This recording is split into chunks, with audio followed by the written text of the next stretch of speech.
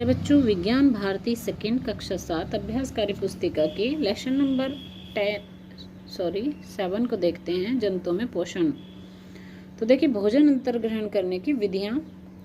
अब मुख द्वारा, जैसे हमारे घर में पाए जाने वाली चक्की में एक छिद्र होता है जिससे अनाज डाला जाता है पीसने तोड़ने के लिए, वैसे ही जीवों में भोजन ग्रहण करने के लिए मुख पाया जाता है।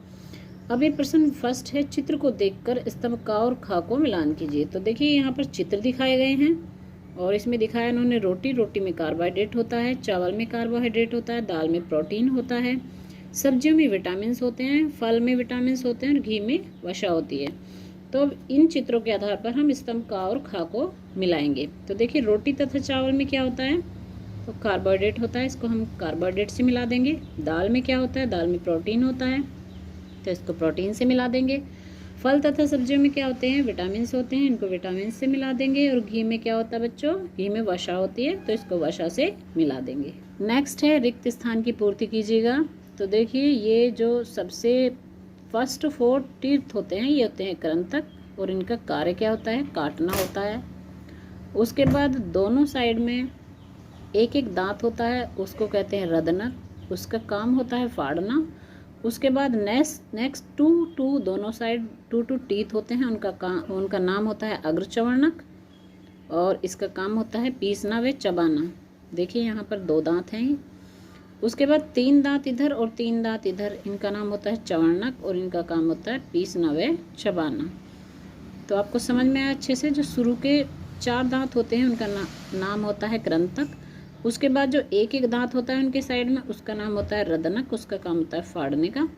उसके बाद 2 दांत इधर और 2 दांत इधर, ये होते हैं अग्रचवर्णक। और उसके बाद 3 इधर और 3 इधर, ये होते हैं चवर्णक। नेक्स्ट है, इस चित्र को नामांकित कीजिए। देखिए, इसमें यहाँ पे सब कुछ दिया हुआ है। और दांत के ऊपरी पार्ट को क्या कहते हैं, इनेमल। नेक्स्ट है, अनुच्छेद को ध्यान से पढ़कर खाली स्थान भरिए। तो स्वांगीकरण, पाचन, बहिक्षेपण, अंतर्ग्रहण और अवशोषण। तो देखिए, मानव सहित अन्य विकसित जंतुओं में भोजन का ब्लैंक मुख द्वारा होता है, तो यहाँ पर आएगा अंतर्ग्रहण। जटिल एवं अघुलनशील खाद्य पदार्थों के सरल एवं घुलनशील खाद्य पदार्थों में परिवर्तित होने के पूरे प्रक्रम को ब्लैंक कहते हैं, तो यहाँ पर आएगा पाचन। छोटी आंत की दीवारों पर पाए जाने वाले उंगलीनुमा विलाई द्वारा पचे हुए भोजन के पोषक तत्वों को अवशोषित किया जाना अवशोषण कहलाता है। अवशोषण के बाद पचे हुए भोजन का उपयोग कोशिकाओं द्वारा शरीर की वृद्धि एवं अन्य जैविक क्रियाओं के संचालन हेतु किया जाना स्वांगीकरण कहलाता है। बचा हुआ अपशिष्ट भोजन अर्ध ठोस के रूप में गुदा से बाहर निकाला जाता है, जिसे बहिक्षेपण कहते हैं। तो प्रश्न नंबर 4, आहार नाल के विभिन्न भागों को चित्र के साथ सुमेलित कीजिए। तो ये हमारा चित्र है। तो देखिए, इसमें ये क्या होता है, मुख द्वार। मुख द्वार के द्वारा भोजन मुख में पहुंचता है और मुख में पहुंचकर आहार नाल के द्वारा भोजन आमाशय में पहुंचता है और आमाशय से होते हुए छोटी आंत में पहुंचता है। छोटी आंत में इसका पाचन होता है और यहीं पर छोटी आंत में अवशोषण होने के बाद भोजन पहुंच जाता है बड़ी आंत में। बड़ी आंत से होते हुए फिर ये गुदद्वार में पहुंचता है और फिर ये मल के रूप में बाहर निकल जाता है। नेक्स्ट है, प्रश्नों में सही कथन पर सही तथा गलत कथन पर गलत का चिन्ह लगाइए। देखिए, रुमेन में भोजन का आंशिक पाचन होता है, तो ये बात बिल्कुल सही है। खा, चबाने का प्रक्रम रोमंथम कहलाता है, ये भी बात सही है। गा, घास खाने वाले जंतुओं में सेलुलोज का पाचन आसानी से हो जाता है, ये बात गलत है।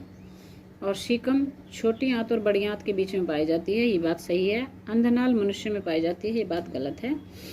नीचे दिए गए चित्र में प्रदर्शित भाग का नाम लिखिए। तो देखिए, अमीबा का चित्र है और ये इसमें पादप दिखाए गए हैं और ये इसमें कीट है। तो भोजन के अंतर्ग्रहण की प्रक्रिया पादप के द्वारा होती है अमीबा में। इसी के साथ ये चैप्टर यहीं समाप्त होता है। Bye bye.